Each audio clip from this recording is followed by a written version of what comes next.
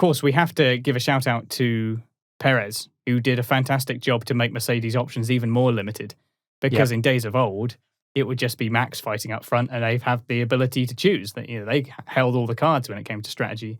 But now the battle for the wingmen, battle between the wingmen, continues to swing in Red Bull's favour as well. Bottas was not very happy that he wasn't listened to about the race supposedly being a two-stopper. We all heard him say it over the radio. Yep. But he was passed by Perez, who himself was on a one-stopper. Yes. So it's not like he was passed by a driver who did the two-stopper and made it work. I think that Bottas made a few mistakes defending as well. He kept taking that inside line going into the chicane halfway down the Mistral straight. And he was taking the inside line to cover them off, but it meant that he had a terrible exit going into the next bit. And that was where he was overtaken on both occasions. Well, not to mention, I think when Verstappen was coming through, and we all knew that Hamilton's victory or potential victory was going to be dictated by how much Bottas can hold up Verstappen. Let's not forget that, Max got past Lewis on the penultimate lap. We had a lap and a half to go. So if Bottas had interfered at any point or caused any sort of delay, it would have been a last lap overtake. It would have been maybe a last corner overtake. You never know, but that's what could have happened. But what shocked me was, like you said, he moved into the middle of the racetrack and then outbroke himself, because not only did he let Verstappen through, or he didn't let Verstappen through, Bottas himself, during that little chicane, went wide and went onto the curb, which is why he had such a terrible exit. If he had actually maintained that corner, Max would have been behind him going onto that second part of that straight instead of alongside him. And maybe Bottas would have held him up for another couple of corners. Sector 3 is very windy. Maybe Max would have got him on turn 1 on the final lap and then had to go for Hamilton. But it just, it was a poor move. It was poor defending by Bottas, who not only defended poorly, but then went off the track due to defending poorly and then really messed up his exit, which just allowed Max to come through with no hindrance whatsoever. And Mercedes must have been gutted, because I heard over the radio Hamilton was talking about how far Max was behind, and when I think Hamilton was asking, when is Max going to be next to me? When am I going to see him in my mirrors? When am I going to be fighting him? And Mercedes' response was, depends how long Bottas or how much Bottas can hold him up. And he didn't. I mean, he tried, but he really bottled it. And he came off the track and just let Verstappen start alongside him on the second part of that straight, where we know the Red Bull's running lower downforce, so he's going to be faster. And they're running a brand new engine, so he's going to be faster, and arguably have had a better engine this year. So in a drag in a drag race, that Red Bull's always coming out on top, and Bottas just let that happen. Instead of parking it in the middle of the track, he just it was shocking to see. I wasn't too impressed, to be honest. I couldn't quite understand the moves that he made. It seemed like he got a bit distracted in trying to cover him off and forgot that he needed to get a good line into the next corner. And clearly neither car, either Verstappen or Perez, when they made that move, neither car was coming up behind him fast enough to go up the inside. Just leave it open and take the optimum inside line into the next corner so that you have a good exit. But he didn't do that. He did the same thing with both Verstappen and Perez. So I didn't see anyone else try to defend like that at any other point in the race. I mean, I'm sure maybe it did happen and we just didn't see it on the actual broadcast itself. But I didn't see that from anyone else on the broadcast, and I thought it was a strange choice. It is worth mentioning that part of the difference on tyres later on may have come from Mercedes telling Bottas to push, which I don't think, again, in hindsight, it seems like he shouldn't have done, because Perez didn't do that. Perez held back, left a reasonable gap. We all know that Perez is very good at managing his tyres. He held a reasonable gap, went nice and long, so that when he came out, he had much more tyre life to play with, and then was able to attack. That was when he did his attacking, when he was going after Bottas, because Bottas was almost going to overtake Hamilton at one point. He was getting up close behind Hamilton, so he was pushing.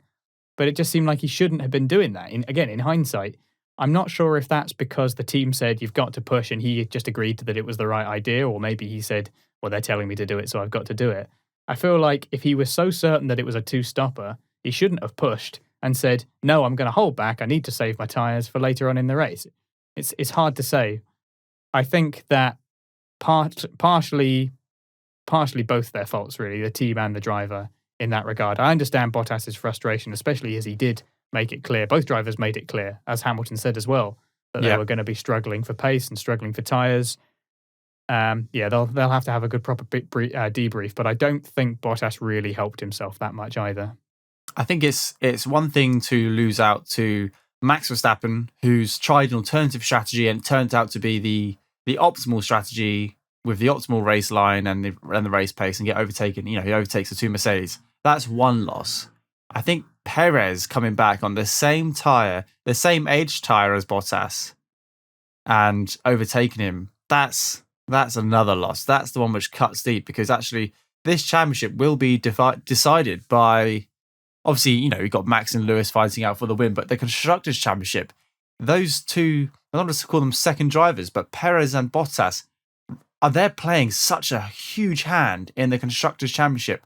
And at the moment, Bottas is just it's not what Mercedes need at the moment. They needed that P3. They needed to finish P2 and P3 and score as many points as possible.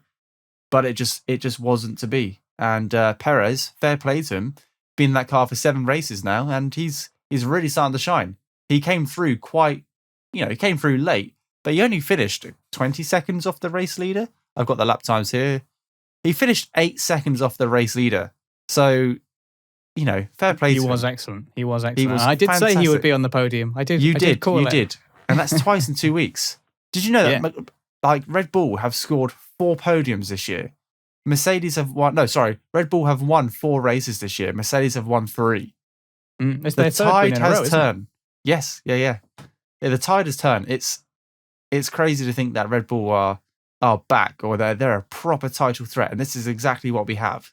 But we'll get on to that later on, I'm sure, about when we go through the championship standings. But this is exciting stuff.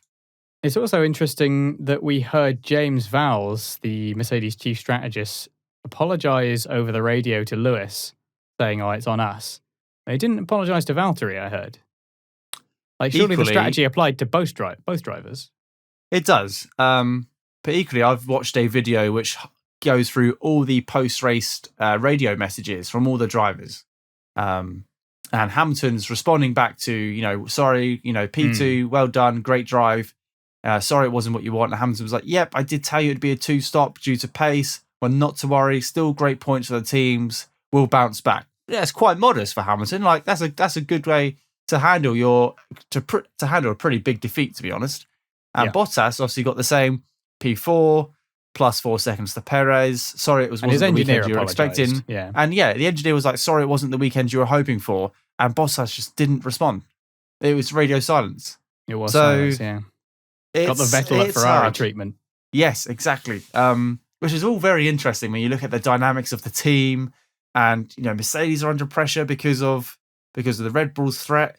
You've got contract pressure. Bottas has really got to start. He must be feeling it. And that's where I think we've heard that outburst, because he's driving for his career. He might be a Mercedes next year. It's unlikely, if you ask me. I don't know who's going to replace it, and I don't know if Bottas will go to another team. It's a whole new era next year, so there's a lot to take into consideration. But all I do know is none of those Mercedes drivers have a contract next year. So they're both driving for their place in Formula One. And one of them's a 7-time world champion and the other one isn't. So, the pressure is mounting up. Shane, what you're saying is they've got to drive to survive. That's exactly what I'm saying. I tell you what, Netflix should take that and make a series about it and really over-dramatize it. Yeah, maybe I'll pitch it to Netflix.